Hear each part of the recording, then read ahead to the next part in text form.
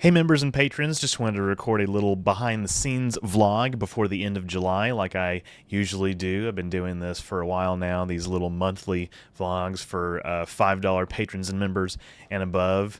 I've almost forgot to do this. It kind of sneaks up on me. The end of the month kind of sneaks up on me every month, but I still like doing these because I want to talk to you guys. I want to give you an update on what's going on behind the scenes, beyond what I reveal on my Discord and community tab for public subscribers. Well, I'm just going to go through basically what has happened since the last time I was on here. So what happened late June, early July, and then up to this point, the rest of the month, and then what you can expect in August and some other projects that I'm working on. Like I said, I'll just go in order. I uploaded a quick little update at the tail end of June, right before my birthday. I turned 26 at the end of June, and my friend Kinsey and I did a Wii Sports Resort and Wii Sports stream on my channel, which was really fun. We we let loose. There was a lot of I don't even know how to describe it. If you haven't watched it, please go watch it, because that was just an insane stream. If you were there, you remember what it was like. But we were having fun. We were commentating. I don't know if that's really the correct word that I should be using there, but we over our gameplay and doing all kinds of reactions and funny voices and talking about all kinds of off the wall shit. So it was a good stream. That's definitely going to go down as one of the more memorable birthdays in my life, like in real life. And so I was happy that turned out well. More people could have been there, but I know that the topic of my channel and the subject matter that I mostly cover, that kind of a stream popping up in your feed, a lot of people, kind of like, what's this? But if you're subscribed to this channel, the hope that we creators always have is that you're subscribed for me, subscribe for us, right? And I think if you're watching this, if you're a member or a patron and you're supporting me financially, you're invested, at that level as well, at the personal level, in addition to the monetary, whatever monetary level you're at. In terms of videos, July was kind of weird, so I had 3 sponsored dates that I had to fulfill. And again, this is just a quirk of how the sponsored negotiations kind of go on behind the scenes. Where, I only uploaded 2 videos in June, and one of them wasn't even sponsored, and then I have 3 sponsored videos in July. So we did For All Mankind, which the reception to that was fairly warm, and obviously I knew that because that show only has so much reach, being on an Apple TV original, it was going to not explode in popularity, but I'm glad that people enjoyed it. One of my patrons, Bitter, helped with the script, and so I appreciate that as well. Fun little video. Go watch that if you haven't already. Illyrians came out the week after, and that was a script. So that was my video about this one character holds the entire Star Trek timeline together, talking about how Una Chin Riley or number 1 from Strange New Worlds and The Cage and the Menagerie and TOS, how her character and her species, and her presence on the bridge across different variations of the Star Trek timeline has implications about just the lore of the Star Trek universe and whatnot. So that was a script that I was kind of nervous about. I was trying to first off make it coherent and try to minimize confusion as much as humanly possible. I really tried to do that. and my confidence in the script is it's not the most confident I've been, but I was also happy to see a mostly positive reception to that as well. The video has performed pretty decently for an upload on my channel in 2024. It's and you know, people seem to enjoy it, so I do wish that I had given it a little bit more time to breathe in the algorithm before, and to grow in the algorithm before I released my next video. But the video after that was even bigger. It's bigger. It's better.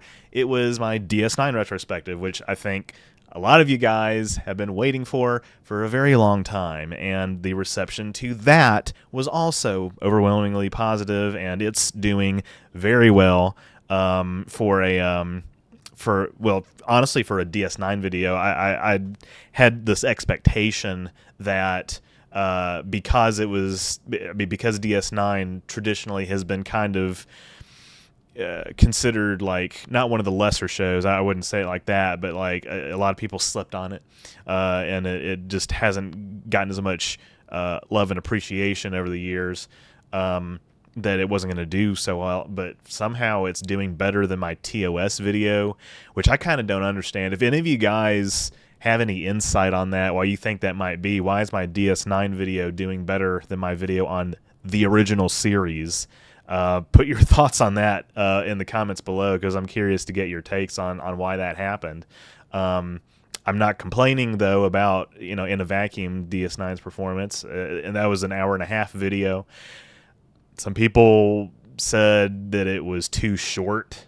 Some people said it was too long. So I think if you got people from both sides saying that, then I think it was probably exactly the right length. And it was the right length for what I wanted. That's the thing that a lot of people, I guess, may not understand, is that, like, I said what I wanted to say about Deep Space Nine, the show, in that video, and it took me 90 minutes. I talked for 4.5 hours about Star Trek: The Next Generation and the movies. I would say that was a different beast. Honestly, if you think about it, if you like, because my TNG movies video was like an hour, so if you subtract that, it's the same amount of seasons, right? TNG and DS9, so that's like 3.5 hours. That's only a little more than twice as long as my DS9 video, and I think that my TNG retrospectives could have actually been more concise than they were. So I feel relatively comfortable with what I did, but overall, most people seem to enjoy it. And if you are one of the people who, might think that it was trending towards the long side, I mean, first off, it's not the first 90+ minute video that I've uploaded on my channel. I've uploaded that are not supercuts. I've uploaded multiple ones of that variety in the past, but also, like, it could have been longer. It could have been so much longer, and because YouTube video essays, I mean, if it were up to me, I definitely would have broken it up into multiple parts and then done a supercut. But I also I have so many projects that I want to get out into the ether, right? And that need sponsorships, right? And there's only so many sponsorships to go around. And I these days, I'm kind of am trying to have as many videos of mine sponsored as humanly possible to make up for the cost of editing and that kind of stuff. And I just lost my train of thought of where I was going with that. Dang it. But yeah, YouTube video essays, I mean, the algorithm is pushing longer and longer video essays, and so this is my job, and so I'm following that trend. We also had the other day my 80K subs special, 80K subscribers. We hit 80K recently, which I'm super happy about. If I can drop the humility filter a little bit, I do think it should be more. And I say that because for the past year, or at least the past 10 months, 10, 11 months, the algorithm has been brutal. I think that something happened last year around, like I said, around September, August, whatever, where they made a change and they started pushing shorts, discoverability towards shorts even more than they already were, and that kind of screwed over long-term videos or long-form videos, I should say, and medium length videos too, which is why you're seeing less and less of those today. But it's been kind of slow, but it's picking back up. It's picking back up. It's all, a lot of it is random in terms of like what videos will get picked up by the algorithm. But we're closer to 100K, so we're getting there. But the other day on stream, Kinsey and I reacted to a bunch of short films that we made in college, and I also, I guess I understand that a lot of people, that wasn't their cup of tea either. Versus a regular Q&A. I mean, being that it was an 80K sub special, I wanted to do a special event. I do think that this was more entertaining than some of the alternatives that we could have done. I think a gaming stream would have been fine, but also would have not performed that great either. But I do appreciate everybody who did show up and gave super chats, and obviously, a lot of people watched the VOD. Being that we were doing it on a Saturday afternoon, I also was kind of surprised that there weren't more people there. I'm complaining so much, and I hate doing that because it makes me sound ungrateful, but at the same time, I want to understand why some people in my audience are not connecting with content like that. What is it, I guess, that kind of drives you to maybe be not so interested in clicking on a Wii Sports Resort stream or clicking on the stream and staying where we were reacting to our college short films, our student films, and we got some from Phobia in there as well. I'm just asking because, like, and again, hyper focusing on this and over analyzing it, I sound like I'm complaining a lot, and I'm grateful, but I am grateful for the support that all of you are giving me, and I know a lot of you are here for the video essays, and that's fine. I am curious though, like I do want to understand like the behavior of my audience and what was going on in that stream that was maybe kind of turning some people away. I'll tell you one thing that was turning some people off, which I probably won't do very often, is my crazy comments little section. I will admit, I can admit this, that I was looking for something to fill time, and that popped in my head. But I've done it before. Like, that's not the first time I've shown off what I call the crazy comments. And there were some comments in there from members and publicly subscribed people. And I want to also like make it clear that like if maybe if you saw one of your comments in there, that not all of the comments in that category are like ban-worthy or anything. They're just things that kind of made me scratch my head a little bit. If I'm being blunt, they're kind of the things that maybe were funny. Like, if I say something in the video and somebody leaves a comment that is indicative that they misunderstood me, or that they, I'm just going to be frank, weren't listening. I show these to Phobia and Kinsey, and we show each other all the time. I think, and I do, I do think that if I can do a little bit of reflection, that I probably could engage less with some of the bad faith comments that are from people that just don't deserve, that are just seeking attention and don't deserve to be heard in the first place. But it's also just, it's kind of cathartic and it's fun. But I mean, I was talking with Phobia and Kinsey about this afterwards. Like, if you are not a creator, and I said this on stream, if you are not a creator,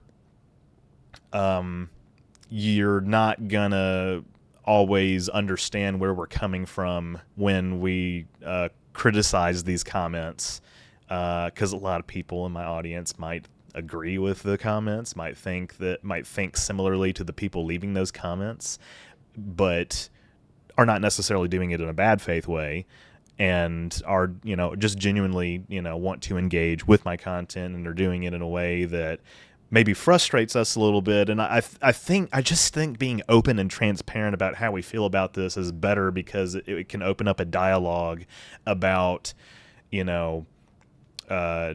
chat etiquette but not even chat etiquette, but like just how we feel about the comments that we get. I don't know. I mean, I'm a human being, and I'm a flawed person, and I'm getting a little emotional right now because that the crazy comments, I think when I do that on stream, it does make some people uncomfortable, which is why I probably won't do it very often, if at all, anymore. And I understand that. I'm not stupid. I'm reflecting on that, and I get it. But at the same time, I also just think that I was correct in a.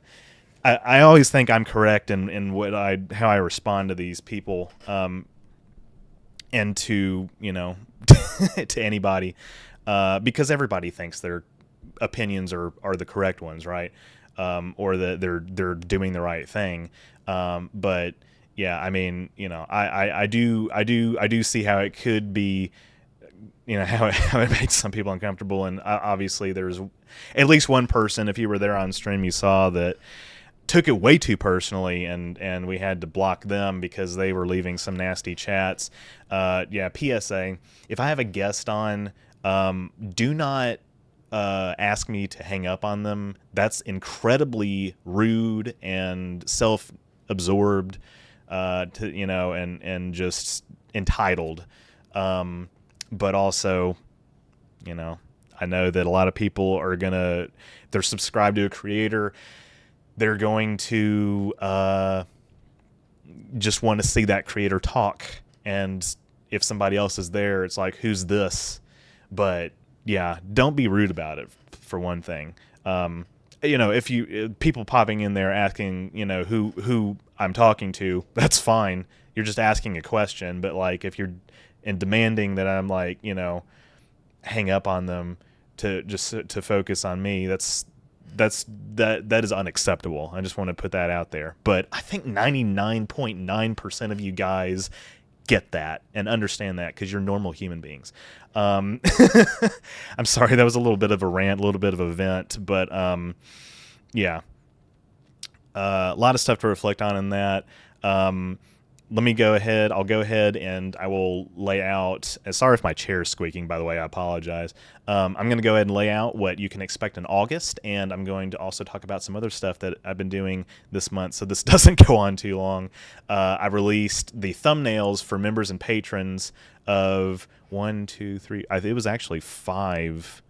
Hold on a second. It was 5 videos that I have coming down the pipeline. I believe 1, 2, 3. Oh yeah. Okay. Yeah. Okay. So we've got Kelpians coming, and I just publicly posted about this on my community tab. We got Kelpians and Baul, alien biology, coming early August. I've got a Xenomorphs video that I'm cooking in time for the new Alien video, or Alien movie. So I hope you guys enjoy that, because that was fun to put together. Bell Riots, of course, as a follow-up to my DS9 video. The Star Trek video games video, where Kinsey and I react to Star Trek video games for 2 hours, or an hour and a half. And yes, it is going to be that long. That's coming later, but I still want to keep teasing it because it is another big mega project. I'm going to do a fundraiser for that. And then I also teased a video about the John Titor internet hoax, one of the most well-known time travel hoaxes from the early 2000s, making a video about that. Phobia is involved with that at this stage, and so I hope you guys look forward to that. So those are my August and September videos. Also, I just got through doing a rewatch of Enterprise. I'm doing Enterprise before I tackle Voyager, and by tackle Voyager, I also I'm gonna do something unique with Voyager. I think that's a little bit different from my other retrospectives. So just get emotionally prepared for that. But Enterprise, I wanted to watch it first after DS9, or rewatch it. Obviously, I've seen all these shows, but like I just finished the script for that retrospective, which should be coming later this year. And man, it's one of my favorite retrospective video scripts I've ever written for Enterprise. I'm really happy with how it turned out, and I think you guys are going to enjoy the hell out of it. And finally, my Star Trek fan comic, my web comic, my graphic novel, my however you want to call it. It is a web comic that is being illustrated by my friend CJ Taylor, as well as my patron Sean Guku. We're getting closer. We're getting closer, guys, to issue 1 coming. I'm going to do a fundraiser for that as well, so stay tuned for that. That's probably going to be like a week and a half after this video is released, or a week. I don't know when I'll put this out. It's going to be like August 9th or 10th. It's going to be big, and I'm so excited to share it with you guys. I'm so excited. It's the culmination of months and months and months of hard work behind the scenes, writing, storyboarding, illustrating.